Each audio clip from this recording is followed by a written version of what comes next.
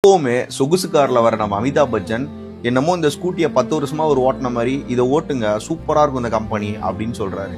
தன்னோட உடம்ப அவ்வளவு நல்லா பார்த்துக்கிட்டு டயட்டு வெஜிடேரியன் வீகனா இருக்கிற விராட் கோலி இந்த சிப்ஸை சாப்பிடு உடம்புக்கு ரொம்ப நல்லது அப்படின்னு சொல்றாரு. இவங்க இருக்காங்க பாருங்க, இந்த பான் பிராக போடு, இந்த குட்காவை போடு, நல்லா இருக்கும் அப்படிங்கிறாங்க. ஏன் உன் வீட்டு பையனுக்கு கொடுக்க வேண்டியது? எல்லாத்த விட இந்த மோசமானவனுங்க இந்த சாமியார் தான். இவனுங்க சொல்லுவானுங்க மாயா வலையில விழுந்துடாதீங்க, எதுக்கும் ஆசைப்படாதீங்கன்னு சொல்லிட்டு இவங்க மட்டும் நல்லா சம்பாரிச்சுக்கிட்டு ஃபாரின் ட்ரிப்பு அங்கங்கன்னு போய் ஜல்சா பண்ணிட்டு இருப்பாங்க. இது எல்லாத்த விட தன்னோட உழைப்பால திறமையால கிரிக்கெட் விளையாண்டு ஒரு பெரிய இடத்துக்கு வந்ததுக்கு அப்புறம் இந்த சூதாட்டத்துல விளையாட்டு ஜெயிங்க, கோடி கோடியா சம்பாரிங்க அப்படின்னு நமக்கு ஆசை காமிக்கிறாங்க. இதுல இருந்து ஒரு விஷயம் மட்டும் தெரியுது, மனுஷன் காசுக்காக எந்த அளவுக்கு வேணாலும் போவான், எதை வேணாலும் திம்பான். தயவு செஞ்சு தலைவன் சொல்றான் தலைவி சொல்றான்னு சொல்லிட்டு யாரையுமே நம்பாதீங்க. போன்றதை செய்யுங்க. உனக்கு ஒரு பிசினஸ் பண்ணுமா இல்லை ஏதாவது பண்ணுமானா யாருக்கிட்டையாவது போய் எப்படி பண்ணலாங்கிற வழி